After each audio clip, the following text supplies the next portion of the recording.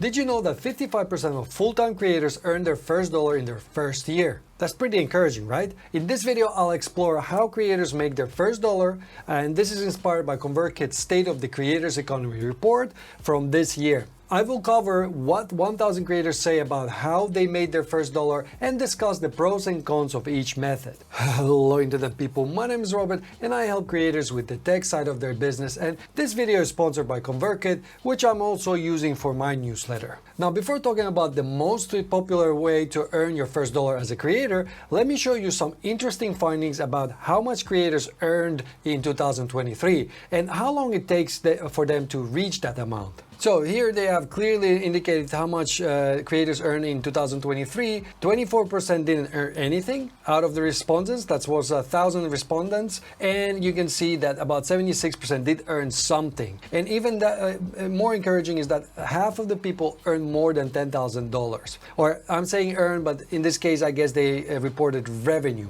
And you can see that the amount of creators earning more than 100,000 has increased. It went from 12 to 16%. Which is again also encouraging, but I can imagine this is for more established creators. Another interesting graph is this one. Basically, it tells you how long did it take the creators to earn a full-time income. And about 50% still don't make it, but 30% made it within first 3 years, which is really encouraging. And then the rest, they're somewhere between 4 and 5+ years. It took me somewhere between 4 and 6 years to really earn that full-time income. So I would be somewhere between these two. What does this tell you? Well, the fact that this shows you really clearly that it takes time to actually start earning proper revenue. But then once you start earning, we saw in the previous graph, you might have a very high potential. So 100,000 plus potential, which is really encouraging, at least when I'm working in this space. If you want to know 9 ways creators plan to increase their income this year, how they prepare for the year to come, and many other interesting findings related to creator economy, grab this full report by clicking on the first link in the description. But as you can see, making a 6-figure income, it just takes time and practice, but all of us need to start somewhere. So these are the most popular ways full-time creators earn their first dollar.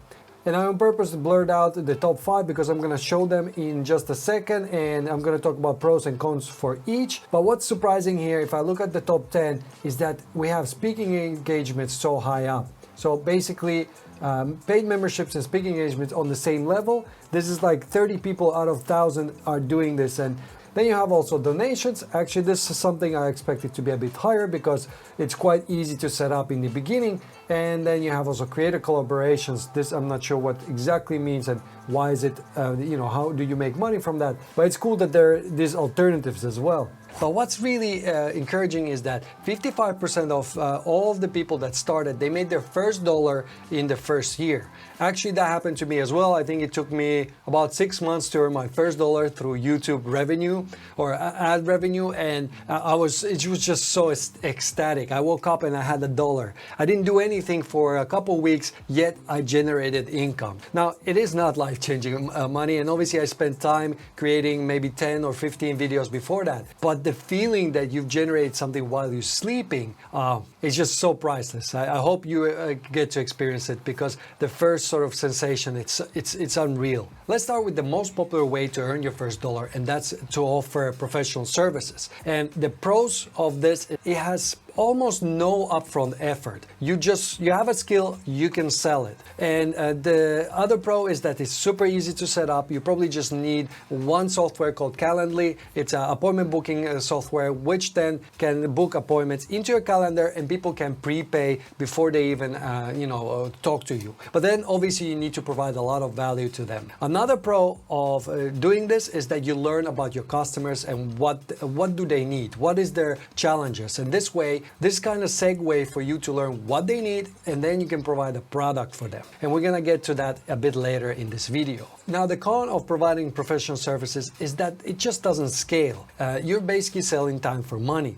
That means once your calendar is booked, that's pretty much it. You can raise your pricing, but still, you are a bit limited with that. And on top of that, you need to have a skill that you're very confident in. You need to know how to solve people's problems. But in summary, if you're a beginner, this is probably the best way to monetize and start earning money while you're building up your audience. And for me personally, I really wished I started this much earlier. I think it took me first 5 years, I didn't provide any services. I think I was just a bit insecure, or I didn't know what to do. But once I got going, it's really rewarding, and also you get a ton of ideas. Now, the second most popular method is to sell digital products. And the pros of this is the fact that it works for you night and day. Once you set it up, it works for you no matter the location and time. So it's super scalable. And on top of that, if you plan it right, if you create your digital product so that it doesn't change so much every year, this can be something you can sell for next 3 to 5 to even 10 years. Obviously, you need to update it time to time. If some software changes and you're creating a course, you just need to update it. But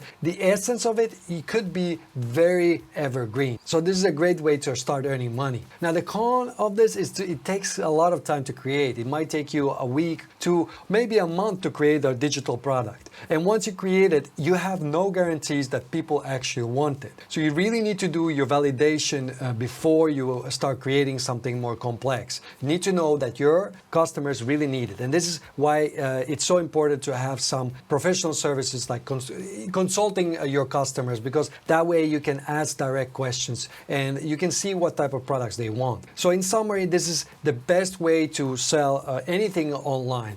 But as a starter, this is a bit harder because you need to really nail down what people need. But definitely you can already think about what you will sell later, or at least, ideas. Okay, I want to sell courses, I want to sell templates, whatever that is, you can already start thinking about it. And then once you know exactly what people want, you can start selling that. And if you're unsure how to pre-validate this, how to make sure that people want your product, then check out the link in the description. I'll add there my summary of the best ways to pre-validate. It's a really short one, so you can get started without wasting a lot of time. Now, the third method is advertising, and don't confuse this with sponsors. So this is really if you're on YouTube or you have a blog and then you show advertisements. And the pro of advertisements is it's super easy to set up. Once you put it on your website or you just join YouTube and you have enough subscribers and views, you are eligible to show ads. Now, the second pro is that it's really low effort to maintain. Once you set it up, that's basically it. You've done your job. On the other hand, the cons kind of outweigh the pros, at least in my opinion, because ads have really low value. So you're not gonna earn that much for 1,000 views.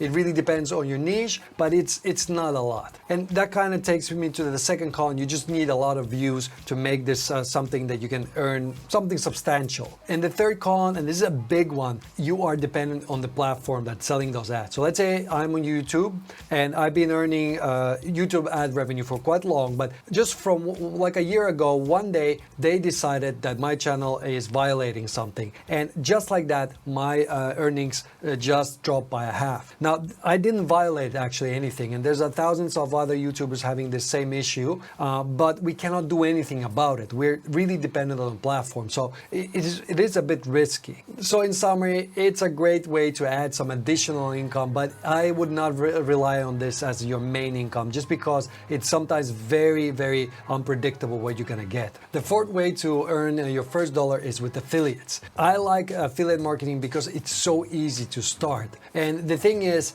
you basically don't have any upfront time investment. You just sign up to an affiliate or to a product, and then you can recommend those. And this really works well if you recommend tools that you are using anyway, because this just creates this perfect synergy where you are using it anyway, so you can show how you use it and things like that. And as a pro, you can test if your audience is interested in this type of a product before you actually create it yourself. For example, if you have a courses or you think about courses, you could also first recommend a course from another creator and then see how well it's converting. If it's converting well, then you can be quite confident that it also will convert once you are actually creating creating the course. Now, if we talk about cons, some affiliate programs have minimum requirements for, for your YouTube channel or your newsletter. You need to have X amount of views or subscribers to actually join it. Another con is that you don't have control what happens after the people click on your link. So if the company is not really doing a great job with that, you might be missing out on a lot of sales just because, they're not selling the last bit. And the